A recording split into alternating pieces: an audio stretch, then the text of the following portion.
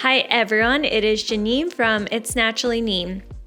This is the second part to a video where I was discussing the connection between confusion and disease.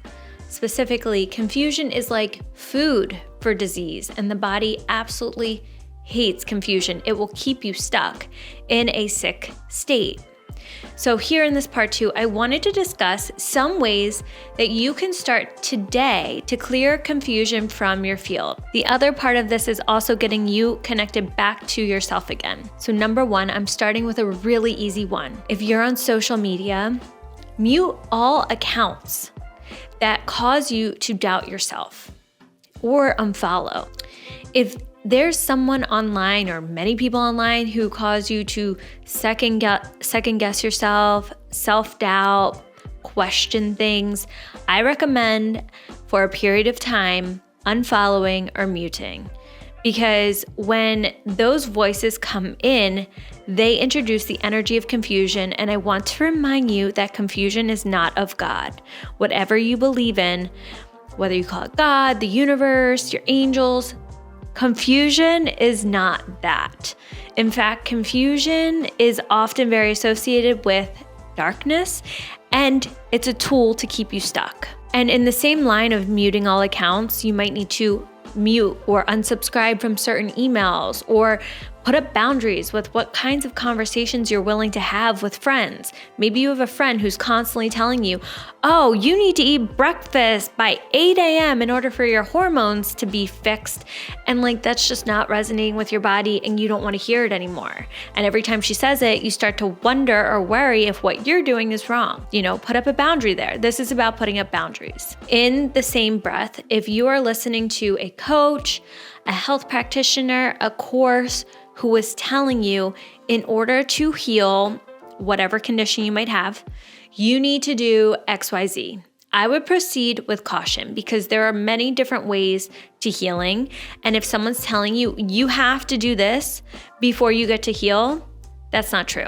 Now, there are many different ways that you can support your body, but that comes down to your body speaking to you. That's a relationship that you need to cultivate with your own body, with your own wisdom. It's not, of course, the guidance can at times come from others. The universe does like to use others to speak to us. So I'm not saying write off others completely, but it's about your discernment. You're going to feel it in your body. If someone says something, it's like, yes, I knew that. For some reason, I just knew that. And that's a yes. But if you feel like someone's telling you, you have to do this in order to achieve Y result, and it's not resonating in your body, that's another conversation, another person, another source that you may need to disconnect from, at least for a time until your discernment gets to be built up within you. The second recommendation, and this is somewhat related, but this is about decluttering. Decluttering your mind, decluttering your home, your finances. It's also about decluttering your schedule, your email inbox. So I guess let's start with the home. If we are surrounded by chaotic energy often comes with confusion. It's just like this very whirlwind, can't get grounded energy. So little by little, I would recommend that you start to organize the home. There's a ton of stuff out there about feng shui. Some people believe it, some people don't. I really do believe your environment absolutely affects your mood, your mindset, your clarity. The inner reflects the outer, or the outer reflects the inner. With your finances, maybe you need to start tracking them, getting a better idea of where your money is going, what leaks you might have in your finances. Perhaps setting up an app to track your money, or if you're old school, creating an Excel spreadsheet and doing it yourself. But this is eliminating confusion in the realm of money, and money is a massive part of your self-worth. I would recommend going through your email inbox and unsubscribing from anyone who's just adding noise, who's taking up space that doesn't belong. And with your schedule, clearing out items that aren't bringing you joy, being discerning who you're putting on your calendar. Where are you spending your time? making sure that the plans you're making are in alignment with your values. And one hot tip for decluttering is going through your closet. And I'm going to mention this later on because it's connected to another tip. But if you go through your closet and you start to donate or get rid of things that no longer are in alignment with the person you are today, it will help you get in touch with your yeses and your nos. You should be able to pick up an item, an article of clothing, and feel a yes or feel a no, and then act accordingly. And we can take that closet example and then start applying it to bigger decisions. So the third tip relates to what I just said, is getting in touch with your own inner voice, your own inner nudges. I suggest starting small, listening to your body's most basic needs. When you need to go to the bathroom, honor that, go to the bathroom. Don't try to hold it. I mean, assuming you don't have some obligation that's keeping you sitting in your chair and you can't leave, go to the bathroom.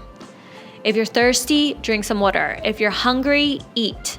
I know for me, I've had a lot of voices be like, oh, you shouldn't eat past X time, or you shouldn't drink more water than Y. And that doesn't always apply. Like sometimes our body needs more water. Sometimes our body needs more food. And we want to honor what our body is saying, not what someone else said. So honoring those most basic primal instincts, starting there first. You know, you could be doing a diet. For example, I did the carnivore diet for a long time. And this is just an example, but say your inner child is going through some healing, needs some love, comfort, attention, and is wanting a cookie.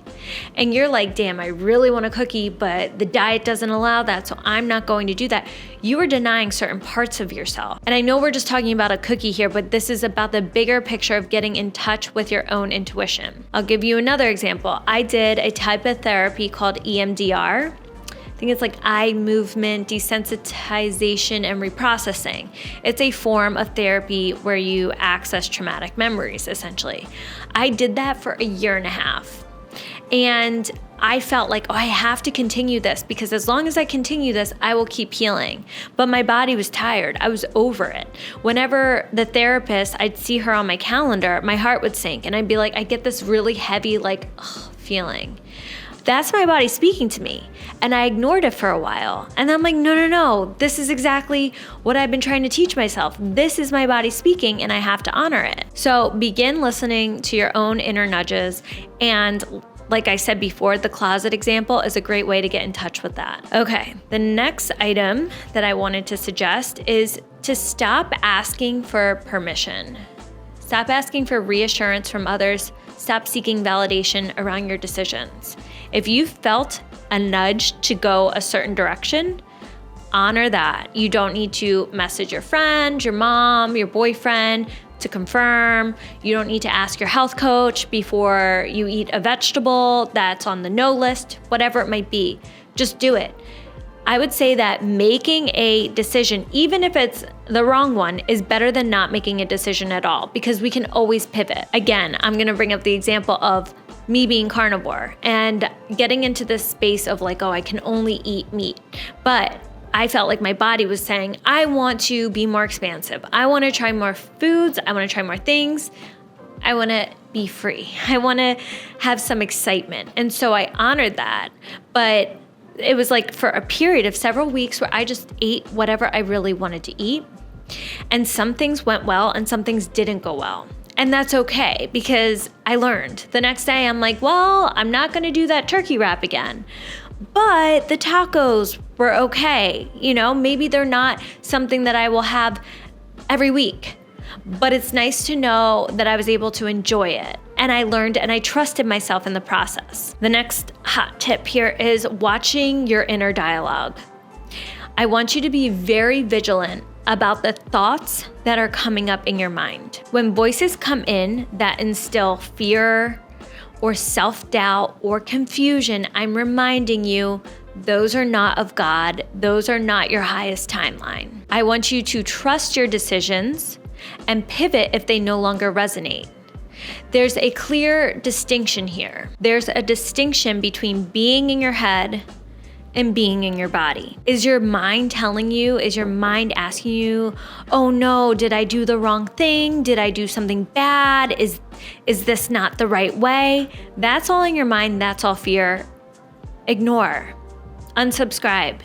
But if you feel in your body, oh, this doesn't really feel right, or no, this doesn't really feel good anymore, honor that and pivot. There's a difference between the two. Okay, I have 2 more left for you. So the next one is muscle testing. If you are not familiar with muscle testing, I may actually do a video on how to do it, but there are several different ways that you can muscle test. The ways that I have used personally, 1 is the pendulum. 2, I just call the finger test. It's where you take this finger and this finger, you go like that. You can look that up online. Or the sway test. For me, I personally like the pendulum, but being able to just do it with your fingers is a lot more simple. You could do that anywhere. You don't need to be carrying around a chain. So up to you. There's other ways to do it too. And like I said, I may post a video on that, but you can always go to Google and find out how to do this. You can muscle test for what food you're going to eat, what supplements you're going to take, whether you should go out to dinner with those girls, whatever, your plans. You just want to make sure that you're grounding your energy beforehand. And I would say setting the intention that your fear is moved out of the space and that your answers come from the place of your highest self, of your intuition. Because if you go into muscle test with a lot of fear or charge around something, your muscles will pick up on that, or the pendulum will pick up on that. And the final tip, okay, I want you to shift your focus. I want you to shift your focus from the disease, from the condition, and I want you to also shift your focus from any external modality that you might be using, whether it be diet, a medication, supplements, coffee enemas, some sort of protocol, whatever it is. I want you to shift your focus from those things to your inner healing ability. And so how do we turn on your inner healer? Well, first we just need to get out of the way and allow the inner healer to take the lead, because often we are controlling so much. We're controlling what we eat. We're controlling our lifestyle. We're controlling all these things. And not to say that that's bad, but when you're putting that on the pedestal above your power to heal yourself, it's not going to work out the way you want it to. So to turn on that inner healer, the first thing is you just make a decision. And I know that sounds really easy, but it's declaring what it is that you are stepping into, declaring what you are deciding. So I decide today that this arthritis is no longer acceptable. I do not accept this condition anymore. And I decide to step into the light. I decide to turn on my inner healer and allow her to take the lead. Whatever that decision looks or sounds like to you, I would voice that. I would command it day and day and day and day. And then the next step is to pray and to invite in a higher power to start facilitating that healing on your behalf. So for me personally, I call on God. I call on my benevolent guides, angels, guardians, and loved ones. I ask them to intervene. I ask them to facilitate my healing, to allow my DNA to be upgraded, to allow regeneration and restoration to occur in the body, to turn off any junk DNA. And I affirm to myself that I am healthy, I am well, I am powerful. And then after that, you allow yourself to be guided, which is mostly what we talked about today. It's allowing yourself to listen to yourself, to hear yourself, to see yourself, to honor yourself. Because getting sick is all about coming back to yourself. So many of us try to heal by going to coaches, to doctors, to medications, to supplements. All of these keep us from coming back to ourselves. The whole reason we got sick was to find our inner power.